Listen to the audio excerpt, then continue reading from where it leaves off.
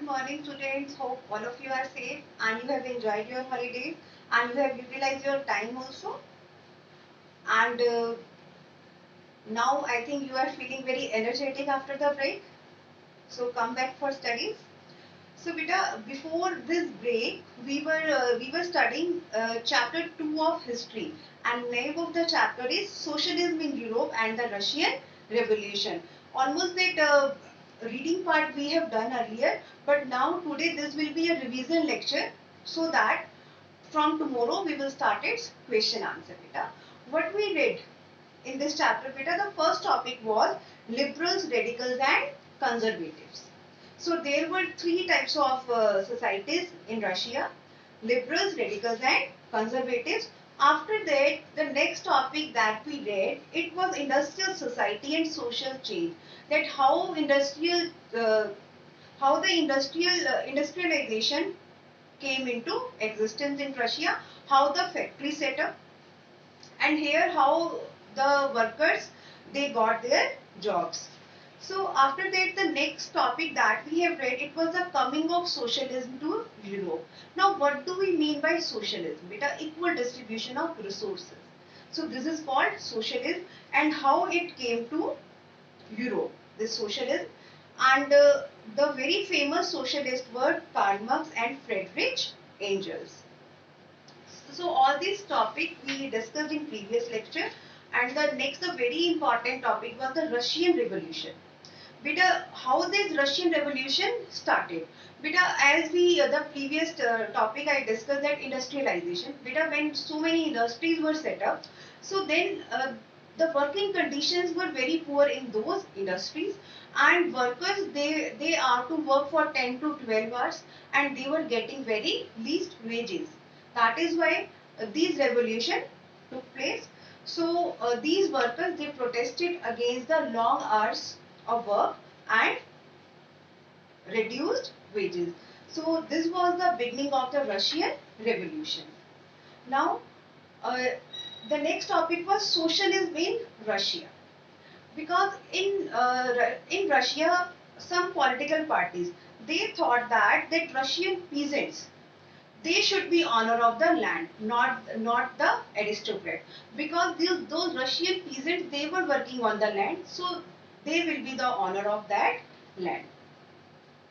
So after that we read about the First World War. The First World War, it was started in 1914 till 1917.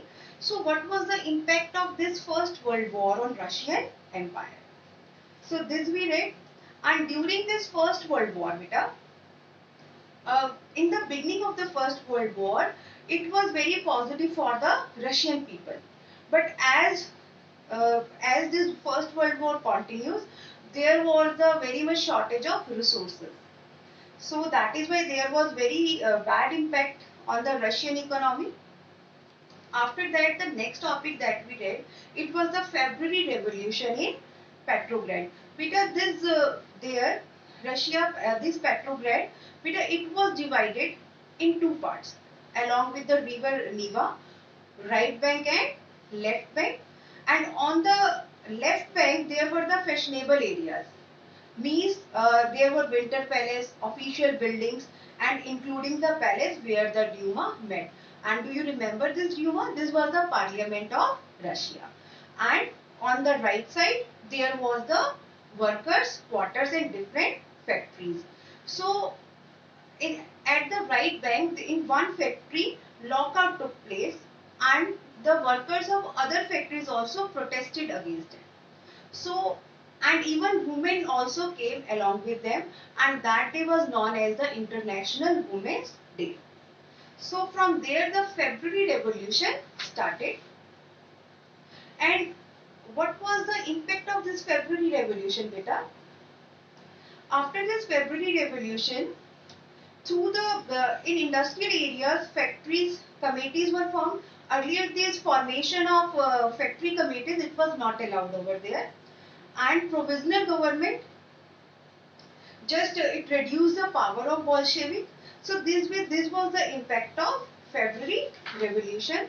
And then from February the revolution started, and in so many other areas it was just continued till October, and in October it was known as the October Revolution.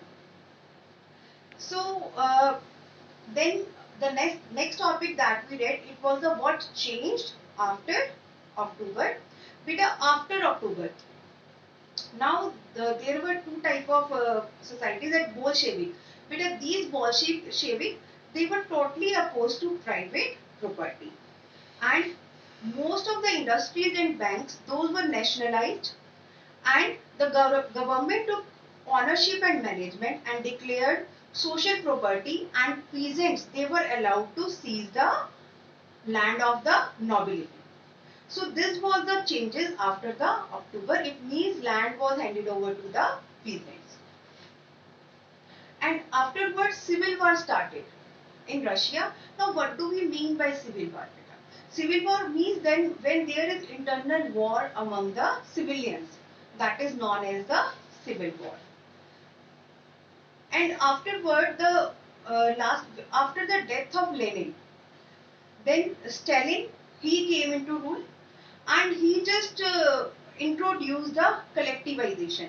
Collectivization means to collect the land.